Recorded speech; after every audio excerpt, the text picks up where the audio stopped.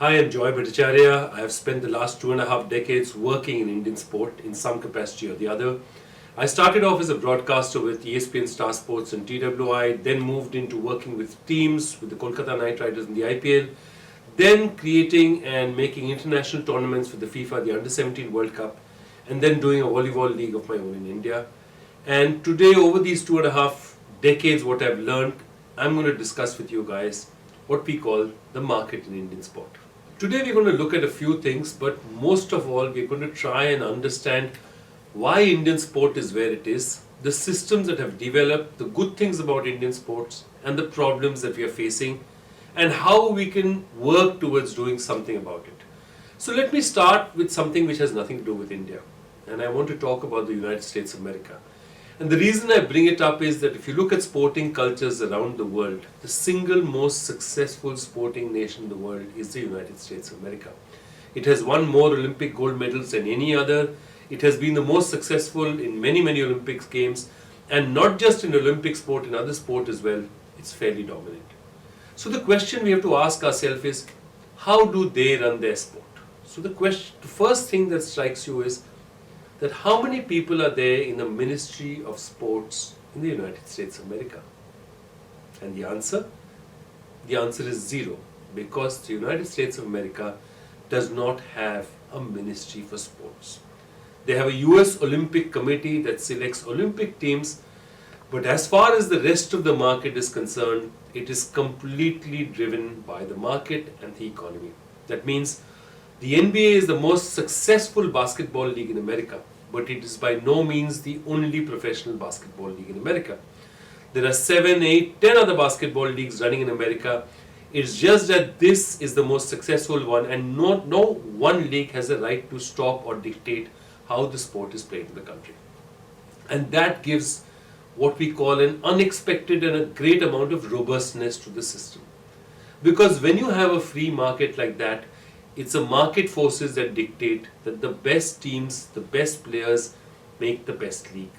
And if you start attracting the best talent, the best league will form. So how does that really impact us in Indian sport? Well, before I tell you in much more detail about it, let me try and explain to you what we call is the evolution of Indian sport and how it came to be. So let me start right at the beginning. If we for a moment ignore Kabaddi, Kho-Kho and the games that are there, because even now they are much, much smaller. Kabaddi has become big in the recent, last 4-5 years. But really they are not being dominant games in the Indian polity. The dominant games that we've got have come from the Europeans. So let me explain to you where this started and how this evolution has both worked for us and has been a problem for us. So who were the first people to actually get organized sporting bodies into India? It started with the British. And the British had a very good reason to do it. The good reason to do it and bring sport in India is, one is that soldiers are busy playing sport. And that's important because soldiers are not fighting all the time. So you needed things that they did in their own country to be able to do out here, to keep themselves occupied, to keep themselves happy. The second, the best way to integrate with the natives, with the Indians, was to play sport with them. Because you would rather face Indians in a football game than have them fight an independence struggle against you. A very, very good case of this is 1911. And the Mohun Bagan, which is one of India's most famous football clubs, was playing a match against the East Yorkshire Regiment. It was the final of the IFA Shield in 1911. And you will not believe it, there was so much sentiment that there was 15,000 people inside the ground, but more than 70,000 people standing outside just listening for news. And because they did not know there was no radio to inform people outside who's winning, when Mohun Bagan scored, they flew a black flag. When the British scored, they flew a white flag. And Mohun Bagan duly won that match 2-1, and they say that night, when the town was there, when the town of Calcutta was there, almost all of it, the European part of it was dark, the Indian part of it was celebrating. So it worked for the British. Why? Because what you've managed to do is, instead of taking conflict and war, you have made them play a sport with you. And in some ways you actually integrated them into the empire. So that was the British, and sport, therefore, as an institution, whether it's a BCCI, whether it's the All India Football Federation, all these are institutions that we inherited from the British. So how does this have relevance with us? Let's talk about what happened in 1947. So when 1947 came, India was an independent nation, and remember, the single biggest issue in an independent nation is India was a very poor nation struggling to come up with a lot of population which it had to feed.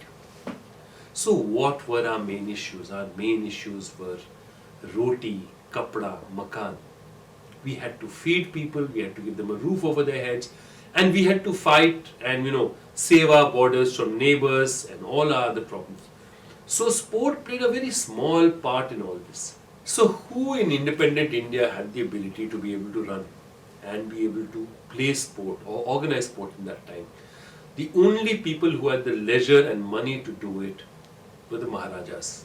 They were the royalty that no longer had a small kingdom to run. They were free, they had the privy purse, they had the money, and they had buried themselves in sport. And so if you look at Indian sport, even today bears that legacy. What is the National Football Tournament? It's a Santosh Trophy, donated by the Maharaja of Santosh. The Ranji Trophy, which you have, the Ranji Trophy, which is the first class trophy for cricket, was donated by the Maharaja of Patiala. Bhupinder Singh, there was Karni Singh, they were running shooting in India. And almost every sporting federation, there was a very, very, very strong presence of royalty. But what does that mean? That also meant that royalty was interested in preserving their institutions. They were not necessarily preserving or trying to spread the game in the country. So as we go on, the first 20-25 years is dominated by that. But what happens in 1970? The privy purse comes, the royalty is no longer that royalty.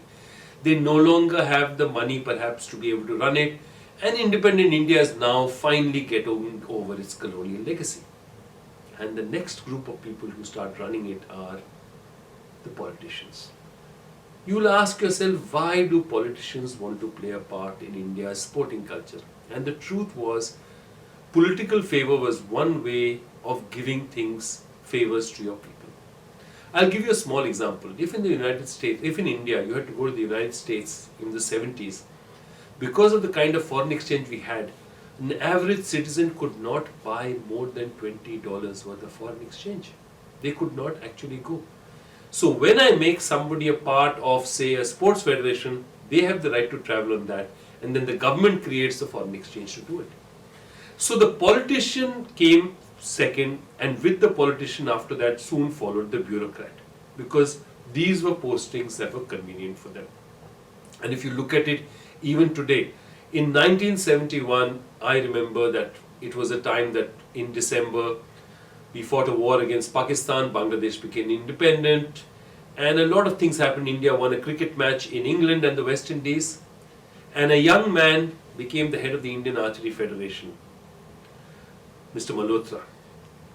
And cut to 2018-19, and Mr. Vijay Kumar Malhotra is still involved in the Archery Federation. 47, 48 years have passed, Mrs. Gandhi is no longer there, her grandchildren are looking at power, but the same people are running Indian sport. But, however, there was some good news, and while this has been the problem, there have been some changes, and that third wave happened, whether by accident or because it was necessary, in 2008. Forced by a situation where Z had organized something called the Indian Cricket League, Indian sport, the BCCI decided reluctantly to professionalize its sport and brought the IPL in. And the IPL itself became a game changer for Indian sport. Why? There are a lot of reasons to do with it, but the single most important reason is it created a free market in Indian cricket which had not existed before. Let me explain this to you a little bit better.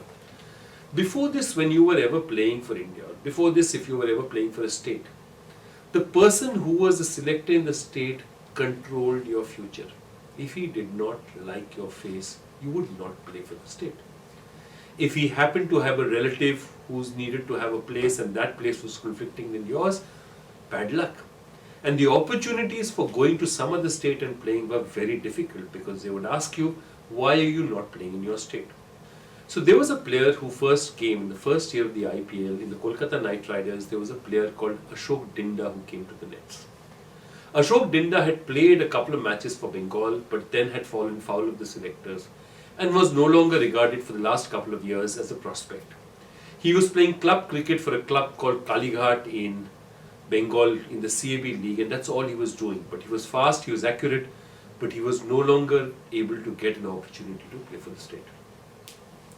He came to the Kolkata Knight Riders as a bowler in the nets, because as the team was selected, they needed bowlers in the nets to prepare the team before the main tournament.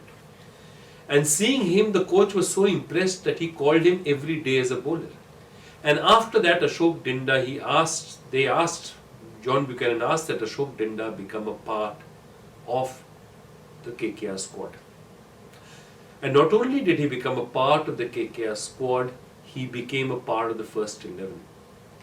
And when the history of the IPL is written, the first ever ball delivered by a KKR player in the IPL was by Ashok Dinda. And Ashok Dinda played 7-8 years in the IPL after that. He later not only played with a lot of success for Bengal, he played for India as well. Not much, but he played for India. Now, you may be asking, why am I harping upon Ashok Dinda and his success story?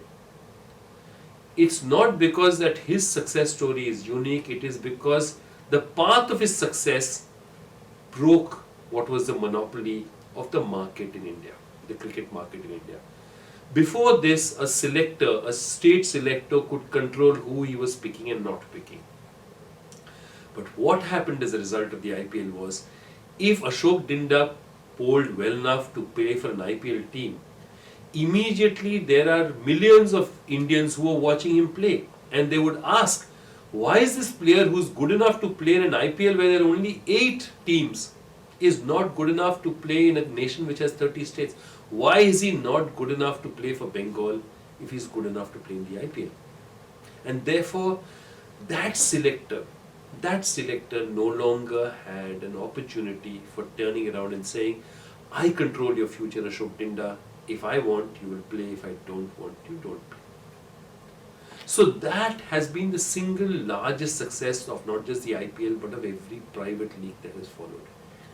Because the simple thing is that when you run an IPL team or a private franchise, your only concern is not whether your relatives make it to the team. Your only success parameter is how well does your team perform. And to make your team perform well, you must bring the best players in. And if today Ashok Dinda is not going to be picked by a Bengal or picked by a Kolkata Knight Riders, some other franchise will select him. And therefore, the monopoly of the market, the monopoly of selectors, the monopoly of saying that, okay, these are the only people, state selectors, who can create these rules, that monopoly is broken. So this is a very, very important stepping stone for Indian sport, because cricket is by far and above the richest of sports in India. And if you've created a situation where state selectors no longer have a monopoly over the kind of players they select, you are creating a situation where there is a genuine, actual meritocracy. And this meritocracy does not stop with the player. In fact, the player you see is the tip of what we call the iceberg of the Indian sporting system. So let's look a bit beyond the player. So when there's a player like that, what is the first thing that a player wants? For a player to be that good, he needs a coach. And today what happens as a result is they no longer will take whichever coach is given to them. So today when a Robin Uttappa wants to learn batting, or he says that I want to refine my batting, he will go and take personal classes from, say, somebody like a Praveen Amre, who he feels will improve his technique. These are not classes which are mandated that, okay, this is only one person you can go to. He is going to the best coach who will help his abilities. Therefore, that system is very different. And now he is creating a system where if Praveen Amre has 5 such IPL players who are coming to him, he has the ability to be able to dictate a particular price. Does that mean that he can make the price very high? Not necessarily, because tomorrow if he does that and his players don't do well, tomorrow somebody else will come up who will get players. And therefore, you have the coach. Below that, you have the physio, the trainer and the physio, because today physical fitness is such an important part of any international sport that you have to have a situation where people are fit. And therefore, today, from there, players don't say that, okay, this is my state physio, I have to take him, this is my state trainer, I have to take him. They will go to the trainer of physio who is the best for their needs, because they know that their income is dependent on being fully fit. They will go for a diet which is important. And remember this, these are very important things. Today, just if you look at players, if you take 8 IPL teams, there are 15 into 8, at least 15 Indian players in each team. 120 players who make a very, very decent living out of the IPL. Before this, you had just 11 to 15 players who would make it a part of the Indian team. So this ecosystem, by creating this IPL, by creating a free market, has absolutely increased what we call the depth and the total overall spread of talent. And if you see that, it has been remarkable that the rise of the IPL has coincided with an incredible rise in Indian cricket as well. Because what has happened as a result is, talent is coming from the smallest of places. A Rishabh Pant might have been in Uttarakhand, he didn't have a chance to play in Uttarakhand, he comes to Delhi and he plays. Somebody else might be playing out here, in Delhi did not get a chance, he went off to Haryana and got a chance. And this is what is empowering the system now. It is creating a situation where talent cannot be stopped, because there is a free market to absorb this. Does that mean that the free market works in everything in Indian cricket? No, it doesn't. So I think while we have now captured for a while, we have understood and captured for a while the good part of the free market of the IPL, let's look at something else in Indian sport where similarly the BCCI may be restricting the market for players. So while cricket has really benefited from a free market like the IPL, there are many such anomalies even within the cricket system that need to be solved. So one particular example is, take a look at this. Foreign players from around the world come to the IPL.